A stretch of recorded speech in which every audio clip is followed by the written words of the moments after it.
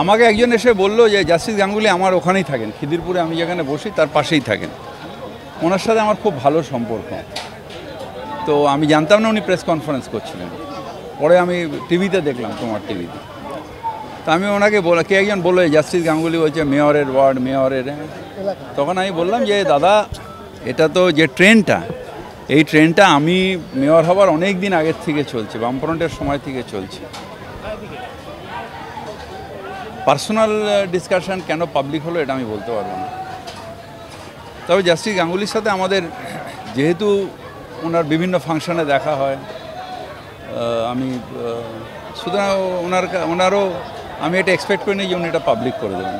উনি বলছেন যে চাইলে তৃণমূলের পুরো বোর্ড এত বছর ধরে ব্যবস্থা নিতে পারে। সব কিছু সম্ভব না।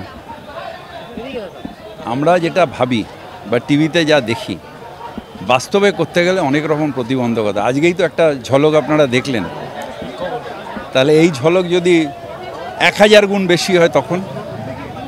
সুতরাং ল অ্যান্ড অর্ডারও একটা প্রবলেম, এতগুলো মানুষের বাসস্থান একটা প্রবলেম। এটা দেখে নিশ্চিতভাবে আমাদের একটা কিছু করতে হবে, এবং আমাদের মহামান্য আদালতও সেগুলো ভেবেই করেন। আমি যতদূর জানি, এটা আমার কাজ না, প্রশাসনের কাজ। আমি যতদূর জানি নোটিশ পাঠানো হয়েছে, হিয়ারিংয়ে উনি এসেছিলেন, তারপরে উনি বলেছিলেন আমরা নিজের থেকে ভেঙে দেবো। সেই জন্য পৌরসভা 8 মাস ওয়েট করেছিল।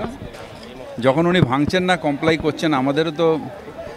তারপরে উনি গেছিলেন জাস্টিস অমৃতা সিনহার ঘরে, সেখান দিয়ে ওটা রিজেক্ট হয়ে যায় যে ভাঙতে হবে। আজকে আবার বোধহয় এতে গেছেন, হ্যাঁ, ডিভিশন বেঞ্চে গেছেন। আমরা কোর্টকে সম্মান করি, আমরা কোর্টের রায়ের জন্য ওয়েট করছি।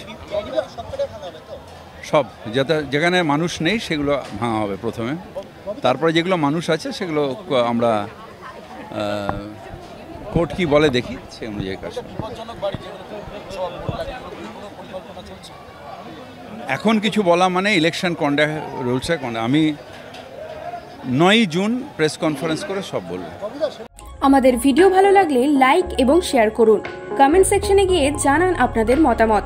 আরও ভিডিও পেতে আমাদের চ্যানেল সাবস্ক্রাইব করুন এবং প্রতি মুহূর্তে খবরের আপডেট পেতে প্রেস করুন বেল আইকন।